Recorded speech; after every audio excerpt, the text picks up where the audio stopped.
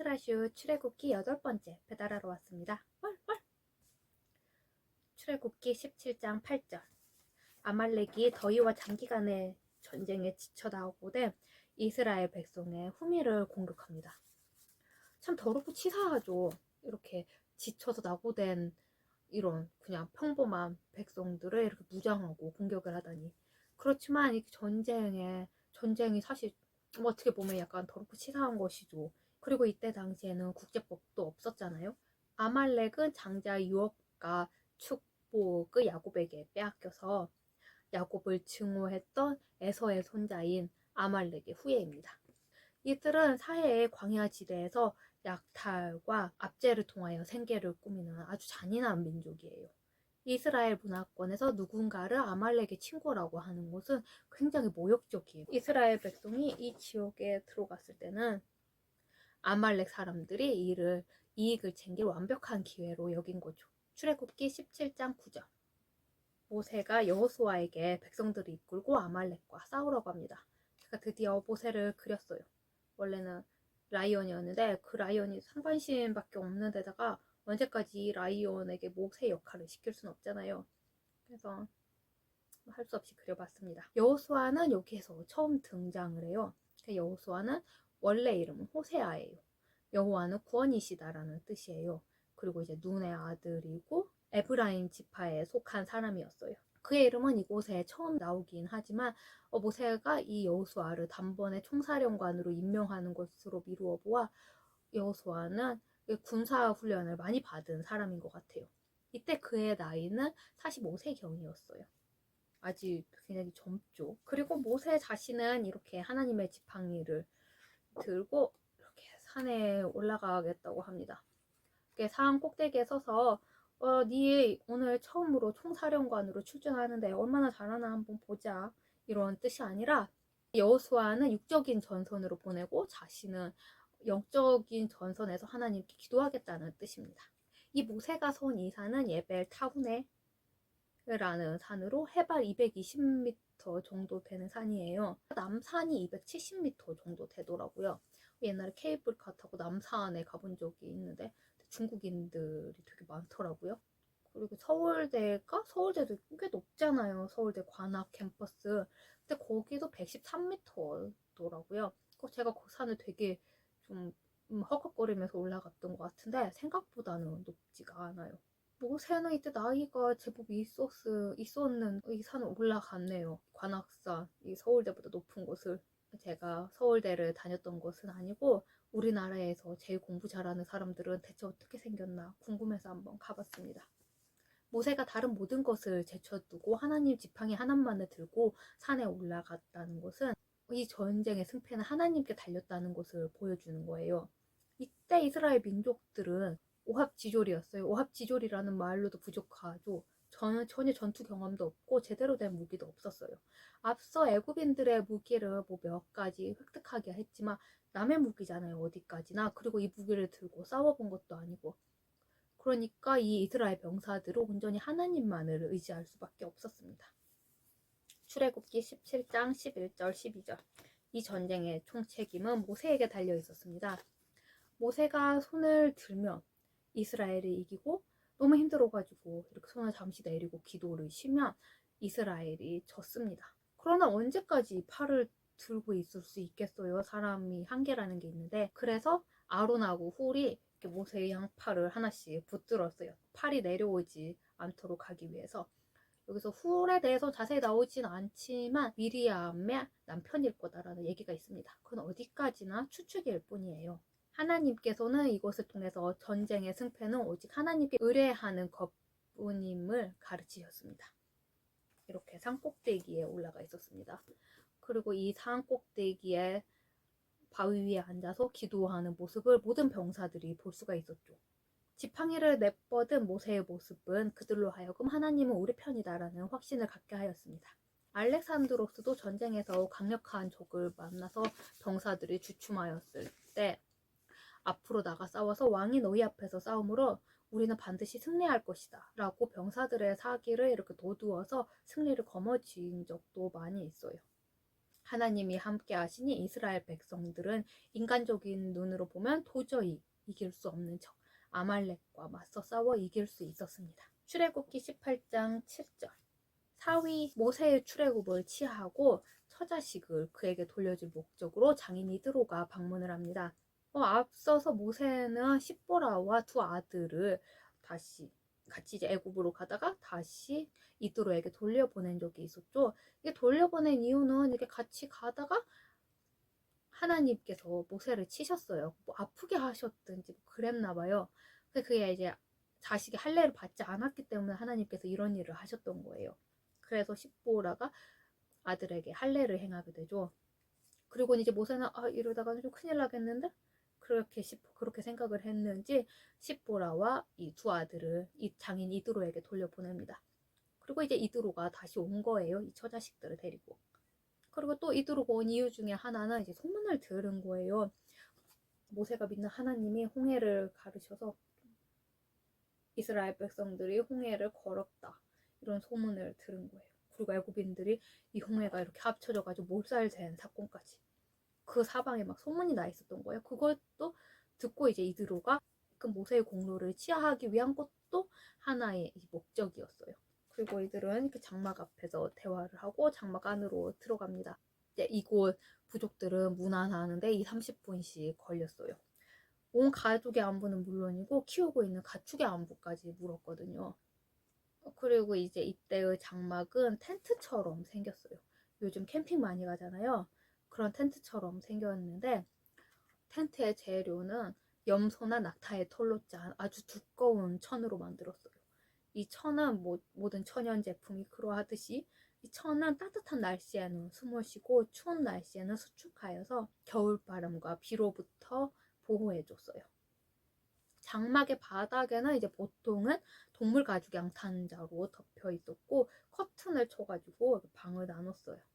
굉장히 큰 거죠. 방이 몇 개나 있을 정도였으니까. 출애굽기 18장 13절에서 27절. 이곳에서 이드로는 모세의 재판을 보게 돼요. 글쎄 모세가 하루 종일 장막 앞에 앉아서 백성들의 모든 송사를 다 처리하는 거예요. 어느 정도냐면 진짜 하다 못해 내가 저 옆 장막 사람의 양의 발을 밟았어요. 그런데 양이 발이 골절이 됐단 말이에요. 그런 사건까지 일일이 다 처리를 한 거예요. 이드로가 그걸 보고 깜짝 놀라는 거예요. 세상에 이렇게 비효율적일 수가. 그래서 이드로는 미디안 족속을 효과적으로 다스렸던 자신의 경험을 살려서 모세에게 이스라엘의 행정 및 사법 전반에 걸친 개혁안을 제시합니다. 그리고 모세는 그것을 수용함으로써 이스라엘은 조직적이고 체계적인 신정국가의 골격을 형성하게 되는 거예요. 모세는 이스라엘이 단순한 부족 사회를 넘어 유사 중앙 집권 정부가 되도록 이끌어가는 사회적인 역할을 공식적으로 맡게 됩니다. 출애굽기 18장. 이드로는 재판관 임용에 대한 기준을 말하기 전에 먼저 백성들에게 율례와 법도를 가르치라고 말합니다. 그러니까 일단 기본적인 것을 가르치는 거예요. 왜냐하면 이런 기본적인 것이 바탕에 깔려 있지 않으면 백성들이 무엇은 해도 되고 무엇은 하면 안 되는지 헷갈려서 재판이 비효율적이 되는 거예요. 우리도 사실 학교에도 굉장히 기본적인 건 배우잖아요. 형법 몇 조 몇 항에 의거하여 몇 년 이하의 징역 또는 얼마 이하의 벌금 이런 식으로 배우진 않지만 길에 쓰레기를 버리면 안 된다, 남의 물건을 훔치면 안 된다, 이런 기본적인 것은 배우죠. 출애굽기 18장 21절. 이드로는 재주와 덕망을 고루 갖춘 완전한 자, 하나님을 온전히 의지하는 자, 그리고 재물에 청명결백한 자를 백성 위에 세워서 천부장, 백부장, 50부장, 10부장을 삼으라고 합니다. 그러니까 1000명에 한 사람, 100명에 한 사람, 50명에 한 사람, 10명에 한 사람씩 책임자를 세우라는 뜻이에요. 이렇게 편지한 것은 광야를 더 효율적으로 통과하고 장차 있게 될 가나안 정복 전쟁을 위한 거예요. 이렇게 체계적인 시스템을 만드니까 각종 지시를 전달하거나 보고를 받거나 전투를 할 때도 탁월한 효과를 기대할 수 있게 된 거예요. 이렇게 해서 이집트 노예 민족에 불과했던 이스라엘 민족들이 점차 어엿한 국가로 서서히 자리를 잡아가고 있습니다. 출애굽기 18장 23절. 이드로가 이렇게 훌륭한 조언을 해준 다음에 하나님께서 허락하시면 이러한 개편을 시행하라고 얘기합니다. 이드로도 모세에게 하나님 같은 정말 전지전능하신 조언자가 있음을 고백하는 거예요. 출애굽기 19장 1절에서 15절. 하나님께서 시내산 언약을 위한 준비를 시키십니다. 여기에서의 언약은 단순한 미래의 희망사항이나 집매매 계약 같은 것이 아니라 국가 대 국가의 조약 같은 비중이 큰 의미로 사용이 되었습니다. 출애굽기 19장 1절 2절. 이스라엘 자손이 시내 광야에 이릅니다. 이 시내 광야는 오늘날 와디 세바예로 추정하고 있어요. 광활한 평지로 이렇게 많은 200만이 넘는 이스라엘 민족을 수용하기에 충분한 곳이었어요.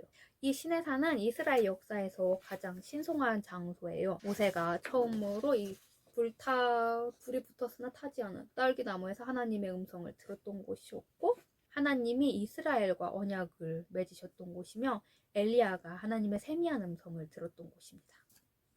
출애굽기 19장 3절 4절. 모세가 하나님 앞에 올라가자 하나님께서는 모세에게 이스라엘을 구원하시기 위해 지금까지 애굽 사람들에게 이러저러 했다고 상기시켜 주십니다. 이스라엘 백성들은 출애굽을 거치면서 나일 강물이 피로 변한 사건으로부터 애굽인을 이렇게 홍해를 가르셨다가 다시 합쳐지게 해서 몰살시키셨던 것까지 하나님께서 애굽 사람을 심판하신 모든 사건을 이스라엘 백성들은 두 눈으로 똑똑히 보았습니다. 그러니까 내가 이렇게까지 너희에게 했으니 너희도 좀 잘해라, 이런 의미는 아니고 하나님의 이렇게 세심하신 사랑을 다시 한번 확인을 시켜주신 거예요. 그리고 독수리 날개로 너희를 업어 키웠다고 말씀하십니다. 여기 독수리 보이시죠? 정말 쬐끄만 독수리인데, 독수리는 육식성새로 날카로운 부리와 발톱을 가지고 있습니다. 높은 하늘에서 엄청난 스피드로 내려와 이렇게 탁 내리꽂혀서 커다란 물고기, 발톱만한 물고기 같은 것도 물에서 낚아채더라고요. 근데 독수리가 물에서 이거를 낚아채잖아요. 그러면 근처에 다른 독수리들이 와서 이거를 뺏어 먹으려 그래요. 왜냐하면 이 독수리는 힘이 많이 빠져 있거든요.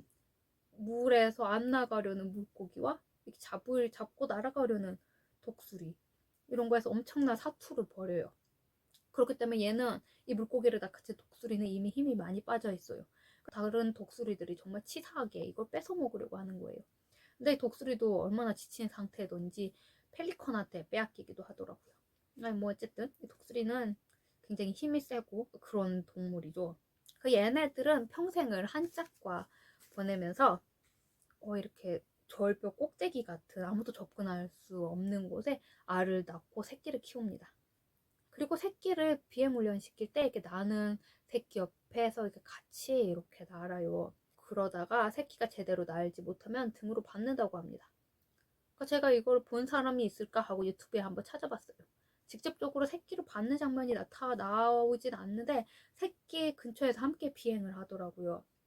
이게 뭐 엄마 새가 새끼에게 내가 좀 이 정도로 날아, 너도 한번 보자, 이런 의미라든지, 아니면 새끼가 떨어지네, 어떡하지, 이런 것은 아니겠죠.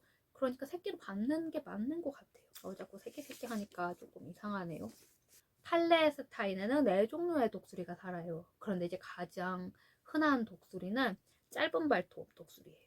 참 잘도 관찰한 장면이네요. 이런 싸나운 새 발톱까지 보고 새 이름을 짓다니. 미국의 상징은 독수리죠. 그러니까 스포츠 행사 때 독수리를 이렇게 풀어가지고 스타디움을 이렇게 한 바퀴 도는 그런 퍼포먼스를 벌이기도 하더라고요. 그러니까 미국이 이런 걸 참 잘하는 것 같아요. 저 이거 보면서 미국인도 아닌데도 괜히 좀 애국심이 차오르는 느낌이 들더라고요. 하나님은 독수리 날개로 너희를 업어 인도하셨고 또 그것을 너희가 보았다고 쐐기를 박으십니다. 딴소리 못하게요. 하나님께서는 홍해에서 불기둥과 구름기둥으로 이스라엘 민족을 인도하셨습니다. 그리고 추격자들을 물리쳐셨죠. 파라오의 군사들 같은 추격자들 말이에요. 하나님께서 함께 하시자 이 이스라엘의 앞날은 탄탄대로였습니다. 출애굽기 19장 9절. 여호와께서 이르시되 내가 너와 말하는 것을 백성들이 듣게 하며 또 너를 영영히 믿게 하려 함이니 라고 말씀하십니다. 하나님께서 모세에게 백성이 다 듣는 데에서 말씀하신 거예요. 모세가 자기 마음대로 말하는 것이 아니라 하나님의 중재자임을 이 백성들에게 직접 보여주신 겁니다. 백성들은 자신의 두 눈으로 모세가 하나님과 대화하는 것을 보았으니 모세를 의심하지 않을 거예요. 이런 과정이 없으면 만약에 이제 모세가 10계명을 받아가지고 내가 이런 걸 받았다. 그리고 너희는 이러이러하니까 지켜라 그러면 백성들이 아 너나 잘 지켜 그러면서 건방을 떨 수도 있겠죠. 출애굽기 19장 10절에서 11절. 모세는 백성을 성결케 하라는 지시를 받습니다. 이것은 백성이 육체적, 영적으로 하나님을 만날 준비를 하는 것을 의미합니다. 출애굽기 19장 16절에서 19절. 제3일 아침에 하나님께서 이렇게 시내산에 임하십니다. 땅을 찢는 듯한 우레소리가 들리고 번갯불이 번쩍번쩍합니다. 온 사방에 빽빽한 구름이 이런 구름들이 들어찼습니다. 어디선가 천사들이 부는 나팔 소리로 두 귀가 울립니다. 온 사방에는 연기가 가득하고 지진이 나는 듯이 땅이 흔들립니다. 이런 초자연적인 하나님의 현존 앞에서 이스라엘 백성들은 두려움에 떱니다. 그리고 주변의 여러 나라들도 이런 영광을 목격했습니다. 그들도 살아계신 하나님께 두려움을 느낍니다. 베수비오 화산이 폭발하여 이 폼페이가 멸망할 때 이러지 않았을까 하는 생각이 들어요. 괴테는 베수비오 산에 올라가서 베수비오 산이 너무 멋졌는지 아니면 광물 수집가로서 그 산에 엄청 매력을 느꼈는지 하여간 베수비오 화산이 근처에 한 두세 개 정도 더 있어도 나폴리의 매력은 전혀 감소하지 않을 거라고 얘기합니다. 자기 나라 아니라고 그 위험한 산이 글쎄 거기에 3개나 있으라는 말을 하네요. 출애굽기 19장 20절. 하나님께서 신의 산꼭대기에 강림하시고 모세를 부르십니다. 그래서 모세가 올라가죠. 그리고 백성들 못 올라오게 하라고 하십니다. 뭐 대체 산에서 무슨 일이 일어나나 궁금해하는 사람들이 있었겠죠. 선악과도 호기심 때문에 먹게 됐잖아요. 요즘 같으면 유튜브나 인스타 때문에 더 올라가려고 했을 것 같아요. 조회수 때문에 이런 다리에서 물에 뛰어들기도 하더라고요. 원래 이렇게 좀 높은 데서 프리다이빙이라고 하나? 그냥 수영장에서 하는 다이빙 말고 이렇게 다이빙을 할 때 먼저 돌을 떨어뜨려야 되거든요. 왜냐하면 표면 장력 때문에 다칠 수가 있어요. 그렇게 해야 되는데 얘는 그냥 강물에 이렇게 뛰어든 거예요. 근데 무사히 살았더라고요. 뼈가 부러졌다고 했던 것 같기도 한데. 아니면 이런 달리는 기차, 얘는 전차지만 이런 달리는 기차 같은데 위에 뭐 올라가서 달리기도 하더라고요. 그래서 제정신이 아니에요. 심지어 살아있는 말벌 먹방 먹는 것까지 봤어요. 하나님께서 모세를 부르신 것은 이방 종교와 여호와 종교의 정말 결정적인 차이점을 보여주세요.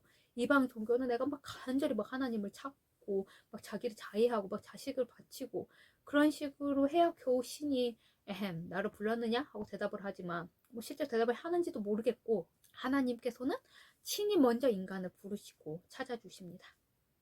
출애굽기 20장 1절에서 17절. 하나님께서 십계명을 주십니다. 십계명은 하나님 나라의 백성이 되는 요건이자 이스라엘 생활 전반에 걸친 행동 규범입니다.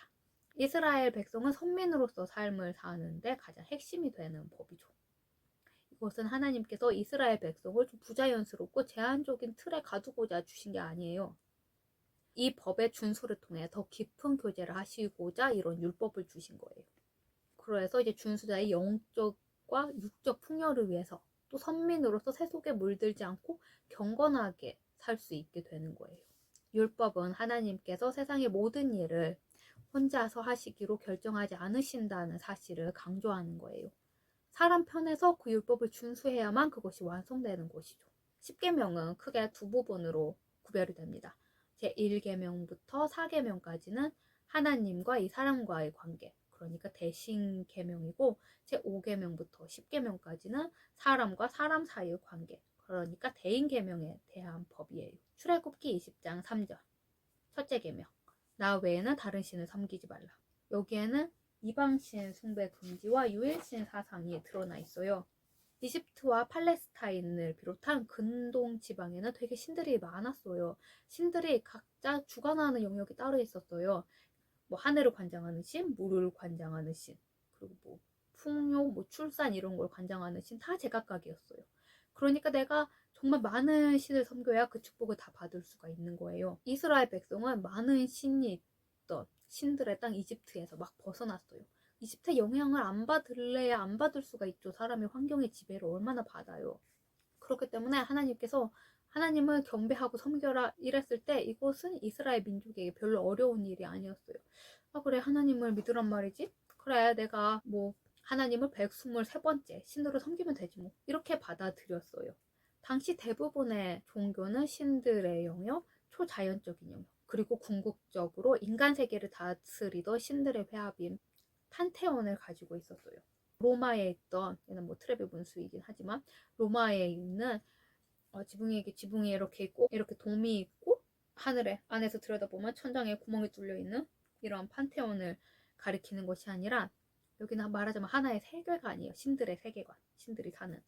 이곳에는 우두머리 신, 그러니까 그리스 로마 신화로 따지자면 제우스 같은 신이 있고, 그리스 로마 신화에도 제우스의 배우자인 헤라가 있잖아요. 이런 배우자가 있었어요. 사람하고 똑같은 거예요. 하지만 하나님은 판테온의 우두머리가 아니시죠. 그리고 하나님께는 배우자도 없어요. 하나님은 이 판테온의 신들과 전혀 다른 유일신이에요. 그렇기 때문에 하나님을 믿으면 하나님만 전적으로 믿고 의지해야 하는 거예요. 그리고 더 나아가 하나님을 대신해서 존경과 경배를 받는 유무형의 모든 것, 그런 것이 다 우상이에요. 돈이나 일이나 뭐 즐거움, 너무 깊이 빠진 취미, 그리고 사상이나 철학 같은 것이 다 우상이 될 수가 있는 거예요. 저 같은 경우는 그림이었어요. 옛날에도 한번 말씀드린 적이 있는데, 제가 미술전에 간 적이 있거든요. 거기에서 타는 이종의 그림을 봤어요.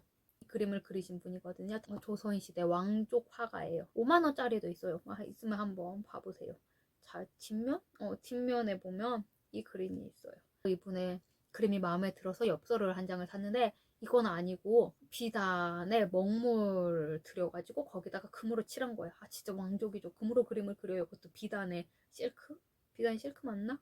그리고 그 그림이 얼마나 마음에 들었는지 빛에 비치면 바랄까봐 그 엽서를 보지도 못했어요. 3,000원짜리 엽서예요. 내 비싸면 말을 안 해요. 하다못해 모작도 아니고 고작 3,000원짜리 엽서임에도 불구하고 이 엽서가 빛에 많이 비치면 바랄까봐 그걸 책 사이에 이렇게 딱 넣어두고 꺼내서 보지도 못했어요. 제정신이 아니죠. 저도 알고 있었어요. 제정신이 아니라는 걸. 이런 것까지 다 우상이라는 거예요. 출애굽기 20장 4절에서 5절. 두 번째 계명. 너를 위하여 새긴 우상을 만들지 말고 절하지 말고 섬기지 말라고 하십니다. 돌에 새기거나 그것을 다듬은 우상을 만들지 말란 뜻입니다. 근데 여기서 새긴 우상이라는 것은 팔레스타인에는 새긴 우상이 많았어요. 그러니까 우상의 대표격으로 말씀하신 것이지 3D 여기 입체적인 게 없네? 이런 3D 입체 우상을 만들어도 된다는 뜻은 아니에요. 지금도 전통 유태인은 인형을 가지고 놀지 않아요. 이런 인형. 저도 어릴 때 얘는 사람이고 얘가 인형이에요. 그림 조금 무섭네. 영국 그림 원래 이러나? 저도 어릴 때 여자 애기 인형이 있었어요. 한 이만한 인형이고 진짜 실제 애기 크기만한 인형이었거든요. 그리고 긴 갈색 머리 가지고 있고 속눈썹이 엄청 길고 또 누우면 눈을 감고 되게 앉히면 눈을 뜨는 예쁜 인형이었어요. 꽃무늬 원피스도 입고 있고. 근데 제가 그걸 조금 무서워했어요. 그래서 저희 엄마가 할 수 없이 지인분한테 그 인형을 드렸단 말이에요. 그리고는 지금도 몇십 년이 지난 지금도 그냥 예뻤는데 아깝다 그런 말씀을 하세요. 근데 저는 지금도 사실 그렇게 큰 사람 인형은 좀 무서워. 약간 섬찟해요. 작은 사람 인형은 조금 덜한데. 그리고 이제 이스라엘과 마찬가지로 무슬림도 어떠한 형상을 만드는 것이 안 돼요. 그래서 이슬람 예술 보면 건축 같은 거 보면 막 복잡한 문양 많잖아요. 그런 게 다 이런 율법 때문이에요. 새긴 우상을 만들면 안 되고 어떤 형상을 만들면 안 되기 때문에. 로마의 황제 누마 폼필리우스는 하나님과 아무런 관련이 없는 사람이었어요. 이교도였죠. 근데 이런 사람이 우상을 못 만들게 했어요. 그래서 무려 로마에 170년 동안이나 신상이 없었는데 교황이나 감독 그런 사람들이 이 형상을 다시 설치한 거예요. 그래서 어느 날 카톨릭 교회 안에는 이런 형상들이 있잖아요. 그러니까 이것은 명백히 이 계명에 위배되는 행위예요. 천주교에 가면 성모 마리아 상이 있죠. 그리고 이제 거기 천주교를 믿는 분들은 그 앞에서 기도도 하고. 에밀 졸라 소설에 정말 금지옥엽 키워도 앵무새가 어느 날 죽어요. 그리고 그 앵무새를 이렇게 초상화를 그려서 벽에 딱 붙여둬요. 그리고 그 앵무새를 보고 막 되게 애틋한 마음으로 저 앵무새를 그리고 막 그리워하는 마음으로 그걸 봐요. 그런데 어느 날부터는 자신도 모르게 그 앵무새 그림을 보면서 나도 모르게 기도를 하고 그 앞에 절을 하고 있는 겁니다. 오늘은 여기까지입니다. 감사합니다.